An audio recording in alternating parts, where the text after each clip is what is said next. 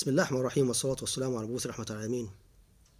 انذار لكل متبرجة تكشف شعرها وتنزل لابسة البنطال ولابسة وتنزل في زينتها، حاطة ميك اب ومتعطرة، والمحجبة حجاب كاذب تغطي شعرها بطرحة، وتنزل أيضا كالمتبرجة لابسة بنطلون ضيق ولابسة باضي وحاطة ميك اب وحاطة عطر، وتقول لك أنا محجبة.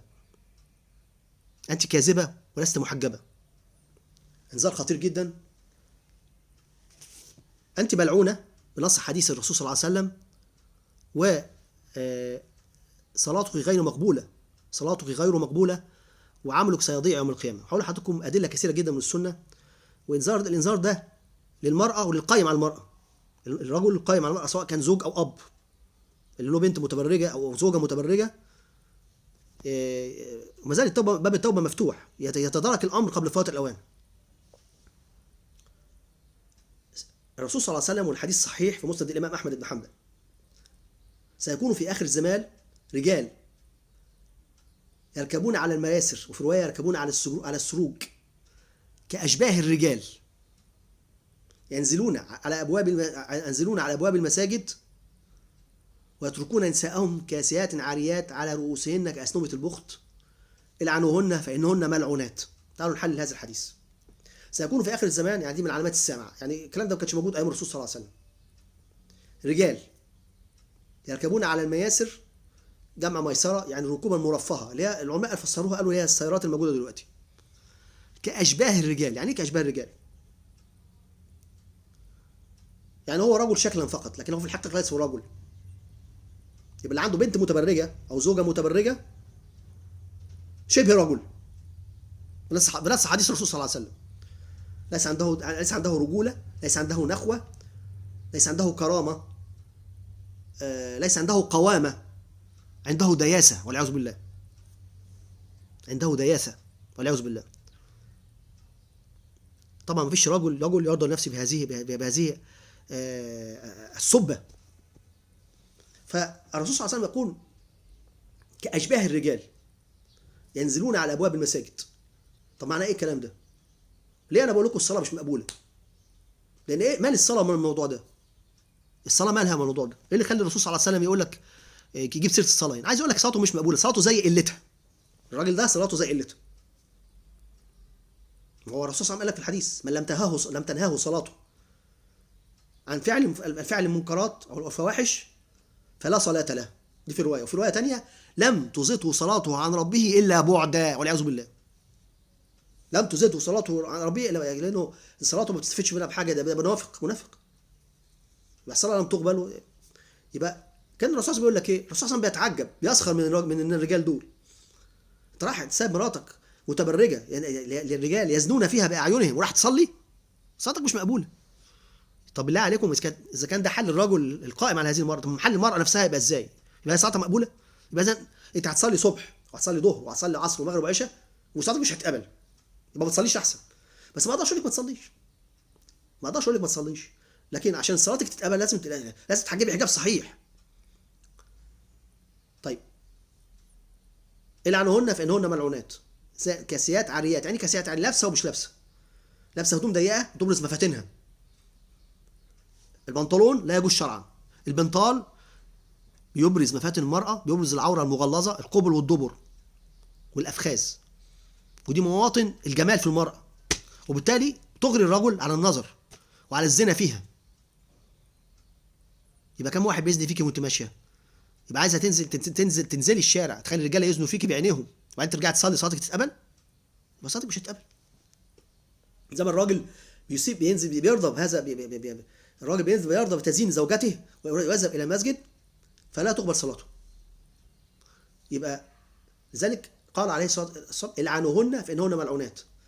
فكاسيات عاريات يعني ايه؟ يعني لابسه ومش لابسه، لابسه بدون ضيقه تشف وتصف، اما انها مش كامله في بعض اجزاء الجسم باينه، او انها ضيقه غطيه الجسم لكن ضيقه بتبرز المفاتن. يبقى الفايده ايه؟ البنطلون بيبرز مفاتن المراه، بيبين القبل والدبر، ولذلك انت لو بصيت لمرأة لابسه بنطلون هتعرف اذا كانت ممتلئه القوام او متوسطه القوام او نحيفه القوام. يبقى بيبين ولا مش بيبين؟ لكن هات امرأة كده لابسه عبايه واسعه مش هتقدر تعرف. اذا كانت تخينه ولا رفيعه. يبقى اذا والبنطلون لبسه الرجل، وقال عليه الصلاه والسلام لعن الرجل يلبس لبسه المراه، ولعن الله المراه تلبس لبسه الرجل. لعن الله المخنثين من الرجال، ولعن الله المترجلات من النساء. يبقى اذا الاسم هنا مضاعف. اللي بتلبس بنطلون بتتشبه بالرجال من ناحيه، ومن ناحيه ثانيه تغري الرجال عن النظر اليها. طب العنونا فانهن معنونات يعني ايه؟ يعني معناها طبعا اللعن هنا لعن عام، يعني معناها انت حتى لو ما لعنتهاش هي ملعونه من قبل الملائكه. في ملائكه سياره في الطريق تبحث عن مجالس الذكر، وبتخش بيوت المؤمنين، وتخش المساجد في صلاه الفجر وفي صلاه العصر، وتلعن هؤلاء النساء. كل اللعن ده هيكون في ميزان سيئاتها. وملعونه من قبل الجن المسلم، وملعونه من قبل المسلمين، وملعونه من قبل الحيوانات كمان. هتقول الحيوانات بتلعن؟ الحيوانات بتلعن. اذا كسرت معاصي بني ادم لعنت الحيوانات بني ادم، لان بيمنع القطر من السماء ويمنع خروج الزرع من الارض، والحيوانات بتجوع. والحيوانات تعرف ربنا سبحانه وتعالى، الحيوانات بتعرف ربنا كويس. ولو حيوان غفل عن ذكر الله ساعه يسلط عليه وحش يفترسه، كما جاء في الحديث الصحيح. ساعه. الحيوانات بتشهد ان لا اله الا الله محمد رسول الله. فالحيوانات بتفزع وبتجزع من معاصي بني ادم، وبتلعن وبتسخط. فالحيوانات نفسها بتلعنها. يبقى اذا شوفوا مصيبه كبيره جدا. العنهن فانهن ملعونات. طب بالله عليكم الصلاه تقبل من واحده ملعونه؟ واللعن والطرد من رحمه الله؟ احنا بنتكلم بالادله. يبقى انت هتصلي صبح وظهر وعصر ومغرب وعشاء والصلاه لا تقبل. واذا الصلاه فسدت ولم تقبل يبقى العمل كله لن يقبل. مش الرسول صلى الله عليه وسلم في الحديث اول ما يحاسب عليه العبد يوم القيامه الصلاه، فاذا صلحت صلح العمل كله، واذا فسد العمل كله. يبقى بحسبك ان دخلك النار لو عملت ايه مع التبرج ده عملك هيبطل. طب الدليل الثاني، ده دليل الاول. الدليل الثاني، المراه المنقبه لو حطت عطر صلاتها ما تتقبلش. يبقى انت عايز تنزلي متبرجه او محجبه حجاب كاذب وتغطي شعرك وتلبسي بنطلون وتلبسي باضي وحاطه ميك اب وتقولي انا محجبه يبقى هقول لكم دليل من السنه. عبد الله بن مسعود مرت عليه امراه، طبعا هي صحابيه، شم منها ريحه عطر، قال لها ارجعي. كانت رايحه المسجد، كانت رايحه مسجد تصلي، مش رايحه شغل ولا رايحه تقابل فلان ولا علان، دي رايحه تصلي ورايحه تصلي وترجع تاني. قال لها ارجعي فاني سمعت رسول الله صلى الله عليه وسلم يقول ايما امراه تعطرت فخرجت للصلاه لم تقبل منها الصلاه التي صلتها. هو شم منها ريحه بس، خلي بالكم. طب اذا كانت المنقبه المتعطره اللي رايحه الجامعه تصلي صلاتها مش هتتقبل، يبقى المتبرجه اللي رايحه شغلها ولا محجبه حجاب كاذب اللي رايحه تشتغل ولا رايحه تعمل اي حاجه صلاتها تقبل. احنا بنتكلم الادله. طيب دليل اللي بعد كده، قال عليه الصلاه والسلام ايها امراه تعطرت فخرجت فمرت على قوم وريحها تعصف فنظروا اليها فهي زانيه. فهي زانيه. طب بالله عليكم يعني لو واحده مرت وهي منقبه وحاطت عطر ومرت على رجاله وريحها تعصف، يعني حاطه ريحه عطر نفاذ فوصلها فهي زانيه. طب بالله عليكم الصراحه تقبل من زانيه؟ طب بالله عليكم ايهما اشد فتنه، العطر بالنسبه للمراه المنقبه ولا المراه تنزل مغطيه شعرها بطرحه ولابسه بنطلون ولابسه باضي ولابسه عرض نقاب؟ ايهما اكثر اثاره وفتنه للرجل؟ احنا بنتكلم بالادله. لو انا الادله بقولها دي غلط قولوا لي، احنا بنتكلم بالادله. فاللي يحب ان هو يناظرني برضه بادله عكس اللي انا بقولها، مش بالكلام كده. واحد يكتب لي في بتاع يقول لي انت فظ، انت غليظ. ولا بنتكلم بشرع الله يبقى فظ، يبقى الواحد فظ وغليظ. عايزين نعمل لكم ايه؟ احنا بنقول ادله، الحديث اللي جت باين الادله. عايزين ما يبانلكوش الادله عشان ما يبقاش فظ وغليظ. لو انا قول لي غلط، انت غلطان. طيب الدليل اللي بعد كده قدم المرأة عورة. يعني ايه قدم المرأة؟ لو المرأة صارت في غرفة مغلقة ما فيش حد شايفها وقدمها مكشوفتان بطلت الصلاة. عايزة تنزلي كل يوم لابسه، حاطه لي طرحه ولابسه بنطلون ولابسه بتاع وحاطه عطر وحاطه ميك اب الحجاب الصحيح عبايه واسعه فضفاضه لا تصف ولا تشف. هو ده الحجاب الصحيح، اللي ده مش حجاب. قال شوفوا مسلمه بتقول ايه. مسلمه قالت يا رسول الله تصلي احدانا في درع وليس عندها ازار.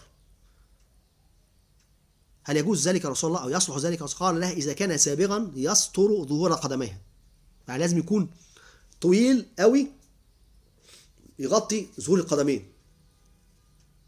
يعني القدمين لو انكشفوا أثناء الصلاة لو المرأة صلت حافية صلاتها باطلة عند كتير جدا من العلماء. طب لا عليكم، أيهما أشد؟ المرأة اللي بتصلي حافية أو قدميها مكشوفتان في غرفة، ولا المرأة اللي بتنزل لابسة بنطلون ضيق أو لابسة بتاع وحاطة عطر؟ صلاتها مش هتقبل. يبقى إذن احنا بنتكلم بالأدلة.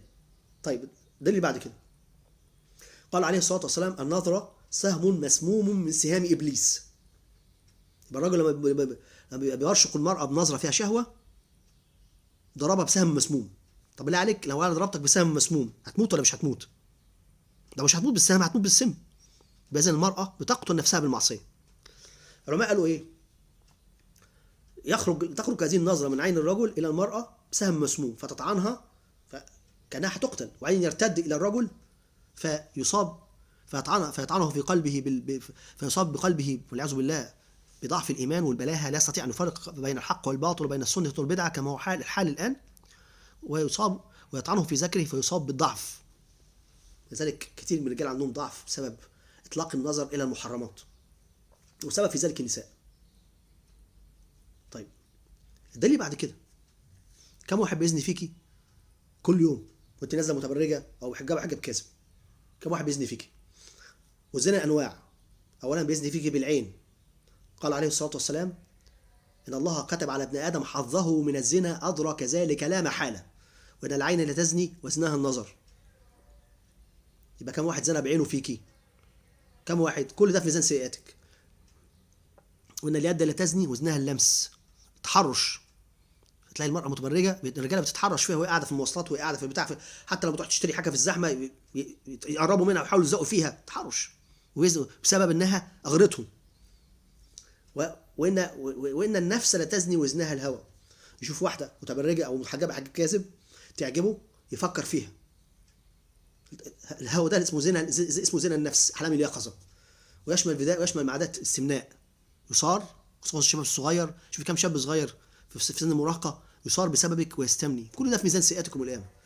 أو والعياذ بالله يصل به الحال إلى الزنا الأكبر، أو اللي هو زنا الفرج، والفرج يصدق كل ذلك أو يكذبه، والدال على الشر كفاعله. يبقى هتلاقي يوم القيامة هتلاقي جبال وجبال وجبال وجبال من السيئات. اللي زنا فيكي بعينيه، اللي زنا فيكي بنفسه، اللي زنا فيكي بإيده اتحرش بيكي، واللي زنا بيكي بإنه وصل، واللي أصار بسببك ووصل بيه إلى الزنا الأكبر اللي يستوجب الحد. كل ده في ميزان سيئاتك. كل ده في ميزان سيئاتك. دليل بعد كده النقاب عند 2 من الائمه الاربعه وعند جمهور العلماء دلوقتي فرض، والمراه اللي بتلبس نقاب وعندهاش عذر تقسم اسم كبير عند العلماء اللي هم بيوجبوا النقاب. يبقى بالكم بقى بالحجاب الكاذب اللي احنا شايفينه اليومين دول. ده اللي بعد كده اللي بتعمل كده محجبه حجاب كاذب دي بتتشابه ببني اسرائيل. اقول لكم الدليل من السنه ومن القران ومن السنه. قال عليه الصلاه والسلام ليس منا من تشبه بغيرنا فلا تشبهوا باليهود ولا بالنصارى. اليهود عملوا ايه؟ يطبقوا بعض الدين ويسيبوا بعض الدين. يعني يطبقوا بعض الدين ويسيبوا بعض الدين. لذلك ربنا قال لهم ايه؟ فما جزاء من يفعل ذلك منكم إلا خزي في الحياة الدنيا ويوم القيامة يردون إلى أشد العذاب وما الله بغافل عما تعملون. يبقى اليهود عملوا إيه؟ أخذوا ما يحلو لهم من الشرع وتركوا ما لا يحلو لهم. يبقى أنت بتغطي شعرك بطرحة وتضحك على نفسك وتنزلي لابسة بنطلون ولابسة هدوم ومش عايزة تلبسي عباية. يبقى أنت بتتشبهي بمين؟ بتتشبهي بيه اليهود اللي خدوا من الشرع اللي يعجبهم وخدوا وسابوا الباقي.